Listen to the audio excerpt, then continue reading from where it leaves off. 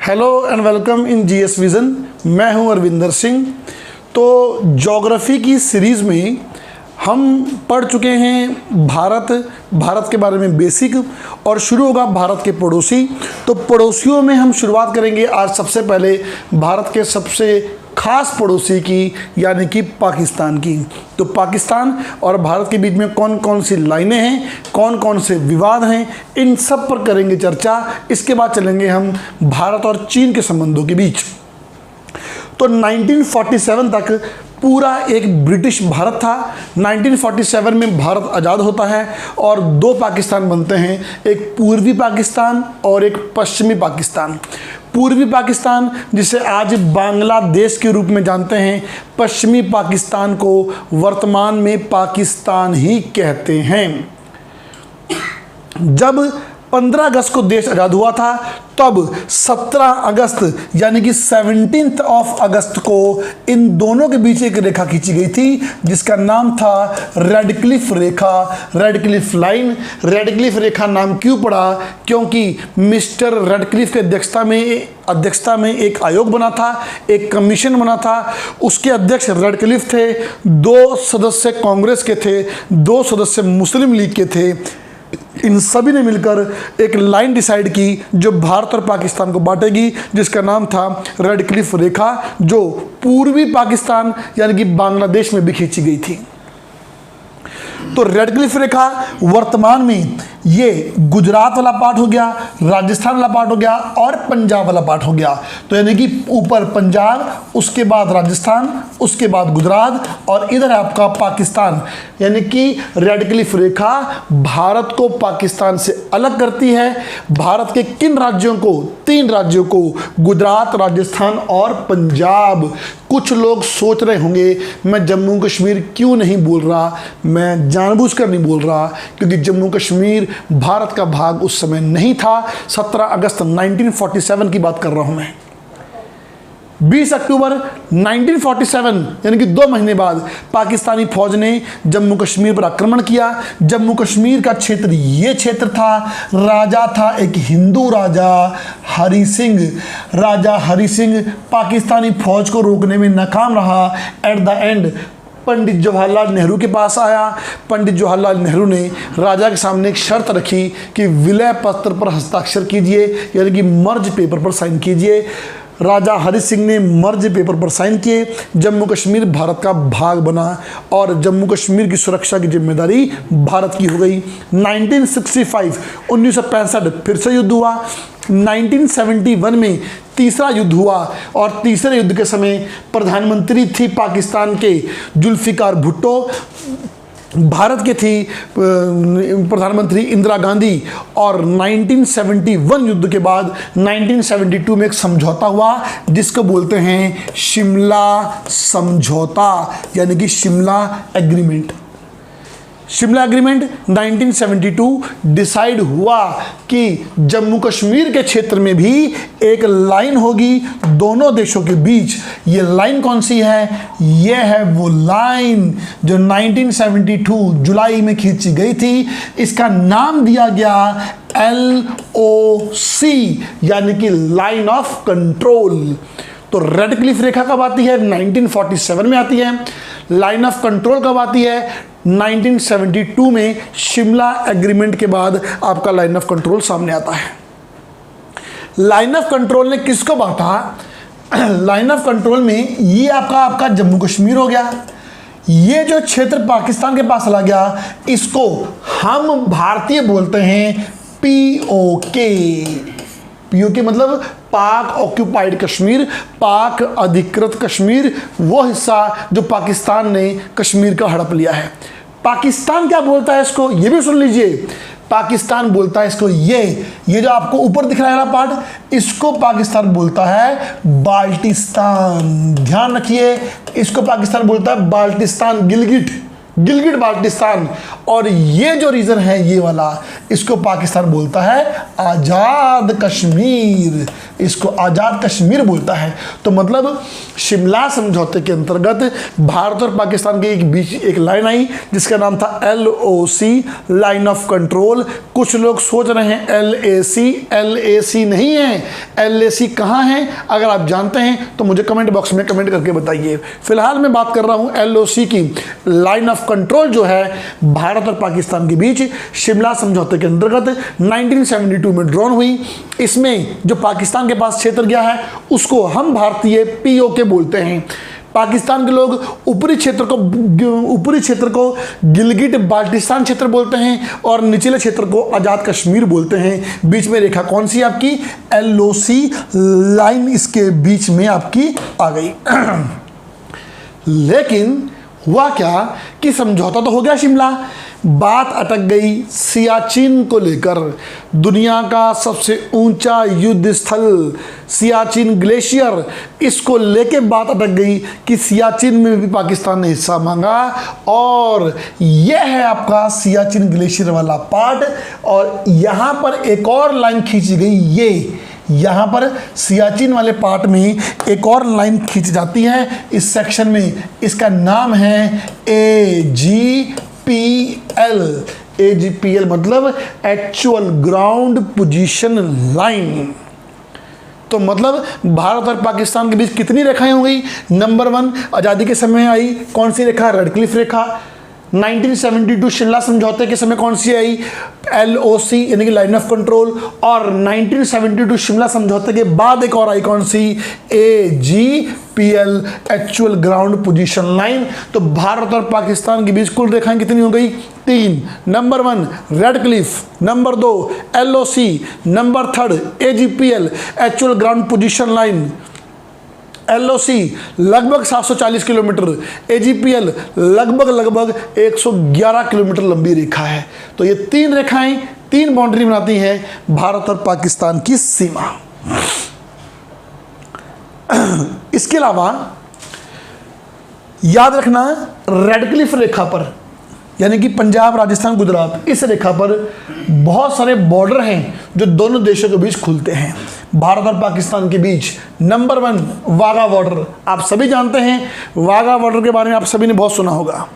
लेकिन मैं वाघा बॉर्डर नहीं, मैं आपको और बॉर्डर बताऊंगा। अमृतसर में पड़ता है वाघा बॉर्डर, उसके नीचे एक और बॉर्डर है हुसैनी वाला बॉर्डर। जिसको नहीं पता वो नोट कर लीजिए, हुसैनी वाला बॉर्डर। हुसैनी वाला कहाँ पर है? ये फिरोजपुर पंजाब में है। ध्यान रखिए, फिरोजपुर पंजाब। फिरोजपुर कहाँ पर है? पंजाब में है। तो फिरोजपुर पंजाब में एक और बॉर्डर पड़ता है हुसैनी वाला बॉर्डर, जिसका एक और नाम है गंडा सिंह बॉर्डर। गंडा सिंह बॉर्डर। तो ध्यान रखिए कि जो बाघा बॉर्डर है वो सबसे ऊपर पड़ेगा, उसके नीचे हुसैनी वाला बॉर्डर है फिरोजपुर। हुसैनी वाला बॉर्डर में भी सेम वैसी परेड होती है जैसी बाघा बॉर्डर में होती है। उसके बाद नीचे पड़ता है सुलेमानी बॉर्डर। सुलेमानी बॉर्डर कहाँ पड़ता है? फजालिका, एक जगह पड़ती है फजालिका, फजालिका में पड़ता है सुलेमानी बॉर्डर। इसके अलावा जो गुजरात वाला पॉइंट है ये वाला, यहां पर एक और पड़ता है 0 पॉइंट। ध्यान रखिए 0 पॉइंट बॉर्डर। 0 पॉइंट बॉर्डर क्या है? 0 पॉइंट बॉर्डर जो है वो भारत को जोड़ता है किसके साथ? पाकिस्तान के साथ। गुजरात वाले पार्ट में यही बोल सकता हूं, गुजरात को जोड़ता किससे? सिंध से। राजस्थान क्षेत्र में एक बॉर्डर है मुनाबो बॉर्डर। मुनाबो बॉर्डर। तो ध्यान रखना भारत और पाकिस्तान के बीच मेन 5 बॉर्डर हैं। वाघा बॉर्डर, हुसैनी वाला बॉर्डर जिसको गंडा सिंह बॉर्डर भी कहते हैं फिरोजपुर में, सुलेमानी बॉर्डर फजालिका में है, मुनाबो बॉर्डर राजस्थान में है, 0 पॉइंट बॉर्डर गुजरात और सिंध, पाकिस्तान सिंध के बीच है। यही 5 बॉर्डर मेन है, इसके ऊपर बॉर्डर नहीं मिलेगा LOC में, क्योंकि रेड क्लिफ लाइन में ये बॉर्डर बने थे। तो भारत और पाकिस्तान के बीच मेन 3 लाइनें कौन सी हो गई? रेड क्लिफ, एलओसी और एजीपीएल। बॉर्डर मैंने आपको गिना दिए। बिल्कुल इसी तरीके से मैप बनाइएगा, इनका ऑर्डर लगाइएगा। ज्योग्राफी पढ़ रहे हैं, मैं एक बात क्लियर कर दूं कि ज्योग्राफी में अगर मैप स्टडी करके मैप बना के नोट्स बनाओगे कभी नहीं भूलोगे। अगर इसको नोट्स ऐसे ही बनाते जाओगे तो जैसे इतिहास भूल जाते हो ना, वैसे ज्योग्राफी भी भूल जाओगे। चलिए तो मैंने आपको बताया एलओसी क्या है, एजीपीएल क्या है, जिसको हम पीओके बोलते हैं। वहाँ पर 2 क्षेत्र हैं, ऑटोनॉमस रीजन ऑफ पाकिस्तान, पहला गिलगिट बाल्टिस्तान और दूसरा Azad Kashmir. AGPL actual ground position line कहाँ पर है? तो actual ground position line Siachen glacier पर भारत और पाकिस्तान के बीच है। सियाचिन ग्लेशियर दुनिया का सबसे ऊंचा युद्ध स्थल माना जाता है। 3 लाइनें क्लियर हो गई। एक और लाइन लूँगा, चौथी लाइन। चौथी लाइन कहाँ पर है? आ जाओ भाई, यह है आपका, ये हमारा प्यारा भारत। ये जो गुजरात वाला रीजन है, ये जो रीजन है, अब हुआ क्या था, आज़ादी के समय डिसाइड हुआ था कि गुजरात वाले पार्ट में बंटवारा कैसे होगा। तो गुजरात वाले पार्ट में बंटवारा कैसे होगा, उसमें डिसाइड हुआ कि देखिए, ध्यान से देखिए, ये है अक्षांश। अक्षांश इसको बोलते हैं लैटिट्यूड्स। मैं पढ़ाऊंगा आपको पूरा आगे चलकर, इसको लैटिट्यूड्स बोलते हैं, अक्षांश। ठीक है जी। भारत और पाकिस्तान के बीच एक अक्षांश जाएगा यहां से, ये इसका नाम था 24 डिग्री उत्तरी अक्षांश, 24th degree north latitude, 24 degree उत्तरी अक्षांश। ध्यान रखिए, 24 डिग्री उत्तरी अक्षांश को भारत और पाकिस्तान के बीच सीमा के रूप में बनाया गया। सवाल बनेगा, भारत और पाकिस्तान के बीच कितनी सीमाएं हैं? 4। Number 1 red Cliff, number 2 LOC, number 3 एजीपीएल और नंबर 4 24 डिग्री उत्तरी अक्षांश। सवाल फिर बना, 24 डिग्री उत्तरी अक्षांश भारत और पाकिस्तान के बीच भारत के कौन से स्टेट में है? तो गुजरात स्टेट में है। ऐसा क्यों किया गया था? क्योंकि यहाँ पर इस क्षेत्र में जो जगह पड़ती है इसका नाम है सरकरीक। ये देखिए साफ लिखा भी है, इंटरनेशनल बाउंड्री, यानी कि भारत और पाकिस्तान के बीच यहाँ एक जगह पड़ती है सरकरीक। पाकिस्तान का मानना यह है कि सरकरीक जो था वो पाकिस्तान के पास जा रहा था। भारत ने क्या किया? भारत ने 24 डिग्री उत्तरी अक्षांश रेखा को थोड़ा ऊपर से घुमा के सरकरीक अपने पास ले लिया। पाकिस्तान का कहना यह है कि सरकरीक, अब सरकरीक क्या है मैं बात करूंगा उस पर। सरकरीक जो था वो पाकिस्तान के पास आ रहा था 24 डिग्री के अकॉर्डिंग, लेकिन भारत ने 24 डिग्री को थोड़ा ऊपर से निकाल दिया और सरकरीक खुद रख लिया। भैया जो मर्जी हुआ हो, सरकरीक फिलहाल हमारे पास है। 24 डिग्री अक्षांश जहां मर्जी है, सरकरीक भारत के पास है। अब सवाल क्या बनता है कि सरकरीक विवाद किन 2 देशों के बीच है? तो सरकरीक विवाद भारत और पाकिस्तान के बीच है। Question number 1। क्वेश्चन नंबर 2, सरकरीक विवाद भारत और पाकिस्तान के बीच है। सरकरीक क्या है? रेगिस्तान है, पहाड़ है? ना ना ना, दलदल है, टाइडल रीजन है। 96 किलोमीटर लंबा दलदलीय क्षेत्र है जहां से भविष्य में तेल मिलने के आसार हैं। भारत के पास है सरकरीक। इसके अलावा और भी हैं, जैसे आपने सुना होगा कोरी क्रीक, आपको दिख रहा होगा सिंधु नदी के मुंह पर। तो Kori creek, Sir Creek, creek creek creek word कहाँ यूज हो रहे हैं? तो ये भारत और पाकिस्तान के बीच के रीजन में दलदली क्षेत्र को क्रीक बोलते हैं, सरकरीक, कोरी क्रीक। विवाद किसको लेके है? तो सरकरीक को लेकर। तो भारत और पाकिस्तान के बीच कितनी बाउंड्री हो गई? 4। रेड क्लिफ, एलओसी, एजीपीएल, 24 डिग्री उत्तरी अक्षांश। पाकिस्तान एलिगेशन लगाता है कि 24 डिग्री उत्तरी अक्षांश को ऊपर से निकाला गया है, सरकरीक भारत के पास चला गया। आ गया तो आ गया भाई, बात खत्म, बाकी बाद में देखेंगे। इसके बाद ये तो रही थी बाउंड्रीज की बात। अब भारत और पाकिस्तान के बीच युद्ध कितने हुए हैं, सरसरी नजर मार लेते हैं। ज्योग्राफी पढ़ रहे हैं लेकिन थोड़ी युद्धों पे नजर मार लेते हैं। नंबर 1, 1947-48 में युद्ध हुआ था। किसको लेकर? जम्मू कश्मीर को लेकर। पाकिस्तानी फौज ने जम्मू कश्मीर पर आक्रमण किया। उसके बाद क्या हुआ कि जो राजा हरि सिंह थे, वो पंडित नेहरू के पास आए, उन्होंने पंडित नेहरू से हेल्प मांगी। पंडित नेहरू ने बोला कि हेल्प तो करेंगे बट आप साइन कीजिए पहले विलय पत्र पर। विलय पत्र पर साइन हुए, भारतीय फौज पहुंच गई कहाँ, जम्मू कश्मीर, और ऑपरेशन चला, ऑपरेशन गुलमर्ग। बहुत पूछा गया है, ऑपरेशन गुलमर्ग कब चलाया, भारतीय फौज ने किसके खिलाफ चलाया, पाकिस्तानी फौज के खिलाफ चलाया। 1947-48 में ऑपरेशन गुलमर्ग चलाया गया। थोड़ी सी बात और ऐड कर देता हूँ। 31 दिसंबर 1947 भारत इस मामले को यूएनओ ले गया। यूएनओ ने घोषणा कर दी सीज फायर, यानी कि कोई भी किसी पर फायर नहीं करेगा, ना भारत ना पाकिस्तान एक दूसरे पर फायर बिल्कुल भी नहीं करेंगे। इस बात का ध्यान रखिए। यानी कि पहला युद्ध किसके माध्यम से खत्म हुआ, यूएनओ के सीज फायर के अंतर्गत। कहानी और भी बहुत सारी है, मैं यहाँ नहीं बोलूँगा, जब पॉलिटी पढ़ाऊँगा ना, राज्य पढ़ाऊँगा तब वहाँ बोलूँगा। फिलहाल पहला युद्ध 1947-48। दूसरा 1965 1965 1962 हम चीन से हार गए थे। पाकिस्तान को लगा कि भारत हार चुका है, लड़खड़ा रहा है, तो 1947-48 का बदला ले लूँ, दो हाथ मैं भी कर लूँ। लेकिन दो हाथ करने आया, वो खुद ही दो हाथ हो गया। एक वजह और भी थी। 1964 में भारत के प्रधानमंत्री पंडित नेहरू की डेथ हो चुकी थी। नए प्रधानमंत्री लाल बहादुर शास्त्री जी को बनाया गया, और पाकिस्तान को लगा कि ये जो लीडरशिप है ये पंडित नेहरू जैसी लीडरशिप नहीं है, तो अटैक कर लेते हैं, हम भी बदला ले लेते हैं। लेकिन लाल बहादुर शास्त्री ने भारतीय फौजों को साफ बोल दिया कि पाकिस्तानी फौजों को खदेड़ के आओ, लाहौर तक जाना तो लाहौर तक जाओ। भारतीय फौज ने ऐसा किया। पाकिस्तान बुरे तरीके से हारा। पाकिस्तान ने मदद की गुहार लगाई। मदद की गुहार सुन के रूस आगे आया। रूस ने भारत से बोला कि समझौता कर लेते हैं। समझौता हुआ ताशकंद में बैठकर, जिसको बोलते हैं ताशकंद समझौता। सिंपल क्वेश्चन पूछता है कि 1965 का युद्ध किसके माध्यम से खत्म हुआ था?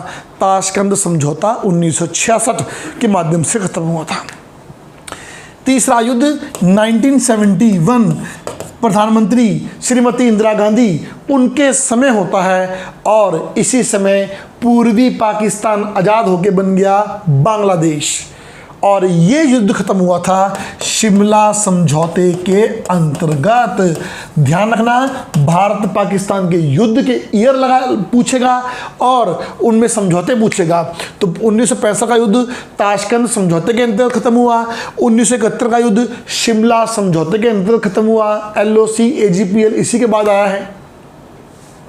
चौथा कारगिल युद्ध, कारगिल बैटल 1999। प्रधानमंत्री श्री अटल बिहारी वाजपेयी, उधर से प्रधानमंत्री नवाज शरीफ। युद्ध हुआ, कारगिल युद्ध, दोनों देश को नुकसान हुआ। अंततः भारत जीता। पाकिस्तान ने एग्रीमेंट करने के लिए, समझौता करने के लिए भारत को बुलाया। लाहौर में समझौता हुआ, जिसको बोलते हैं लाहौर समझौता। तो ध्यान रखिए, पहला युद्ध यूएनओ के द्वारा घोषित किए गए सीज फायर के बाद खत्म हुआ था। दूसरा युद्ध 1965 ताशकंद समझौते के अंतर्गत समाप्त हुआ। तीसरा युद्ध 1971 शिमला समझौते के अंतर्गत समाप्त हुआ। और चौथा कारगिल युद्ध लाहौर समझौते के अंतर्गत समाप्त हुआ। तो ये तो था भारत और पाकिस्तान के बीच जो युद्ध हुए हैं, किन किन समझौतों के माध्यम से ख़त्म हुए हैं। तो समझौते ताशकंद, शिमला, लाहौर, ये मेन समझौते हैं हमारे बीच। इसके अलावा दोनों के बीच एक और समझौता हुआ है, इसका नाम है सिंधु नदी समझौता। सिंधु नदी एग्रीमेंट कब हुआ था? 19 सितंबर 1960 में सिंधु नदी समझौता हुआ था। ये मान लीजिए जम्मू कश्मीर वाला पार्ट है, तो यहाँ से नदियाँ आती हैं 6। पहली है सिंधु, दूसरी है झेलम, तीसरी है चिनाब, उसके बाद रावी, उसके बाद व्यास, उसके बाद सतलज। आपने सारे नाम सुने होंगे। पहला है सिंधु, दूसरा है झेलम, तीसरा है चिनाब और चौथा है रावी, व्यास और सतलज समझौता विश्व बैंक की मध्यस्थता से हुआ, वर्ल्ड बैंक के मिडिल ईस्ट की वजह से हुआ। बहुत सवाल पूछा गया है। सिंधु नदी समझौता किसके बीच है? भारत और पाकिस्तान। किसकी मध्यस्थता से हुआ? विश्व बैंक की मध्यस्थता से हुआ। समझौते के अनुसार ऊपर की 3 नदियां सिंधु, झेलम, चिनाब, इनका पानी भारत मात्र 20% प्रयोग करेगा, 80% पाकिस्तान को देगा। नीचे की 3 नदियां रावी, व्यास और सतलज, इनका पानी भारत 80% प्रयोग करेगा, पाकिस्तान को 20% देगा। That is a Sindhu river agreement. और जानना है? चलो फिर 1960 एक और समझौता हुआ भारत और पाकिस्तान के बीच, जिसका नाम था नेहरू नून समझौता। नेहरू नून नहीं सुना कभी? आज जान लो। नेहरू नून हुआ क्या था कि एक क्षेत्र था बेरुवारी, गांव भी था बेरुवारी। लाइन ऐसे खींची गई कि बेरुवारी का एक घर पाकिस्तान में, एक घर भारत में चला गया। एट द एंड नेहरू और नून के बीच समझौता हुआ कि बेरुवारी को कहाँ लेके जाना है? पाकिस्तान में जाना है। उसके लिए समझौता हुआ नेहरू नून समझौता, और भारत ने अपना 9 वर्ग मील 9 माइल स्क्वायर रीजन जो है वो पाकिस्तान को दिया। ये भारत और पाकिस्तान के बीच की बातें हैं। आपको पता है कि झगड़े बहुत बड़े हैं हमारे आज भी, हर बात को लेकर झगड़ा है। कोरोना आ जाए, कुछ भी आ जाए, बॉर्डर डिस्प्यूट चलता रहेगा, गोलीबारी चलती रहेगी। दोनों के बीच डिस्प्यूट बहुत बड़े हैं। आपको ज्योग्राफी के पॉइंट ऑफ व्यू से जो जानना था मैंने आपको बता दिया, दोनों देशों के बीच क्या क्या है, क्या क्या नहीं है। इसके अलावा जाते जाते जान लीजिए कि पाकिस्तान काले नमक के लिए प्रसिद्ध है। Black salt, black salt Bharat में हिमाचल में मिलेगा, विश्व में पाकिस्तान फेमस है। और जान लीजिए पाकिस्तान को नहरों का देश बोलते हैं, आ कंट्री ऑफ कैनाल्स। बहुत सारी नहरें निकाली गई हैं। अगला पॉइंट, पाकिस्तान की बासमती विश्व प्रसिद्ध है। जैसे देहरादून की बासमती प्रसिद्ध है, पाकिस्तान की बासमती भी विश्व प्रसिद्ध है। बहुत सारी बातें हैं और जो मुझे करनी है भारत और पाकिस्तान के बीच। आज के लेक्चर में मैं यही बात करूंगा, आगे ज्योग्राफी चलती रहेगी, मैं बात करता जाऊंगा आप लोगों से। ये तो थे भारत और पाकिस्तान के संबंध। नेक्स्ट बात करूंगा इंडो चाइना या सिनो इंडिया रिलेशंस के बारे में। Thank you for watching.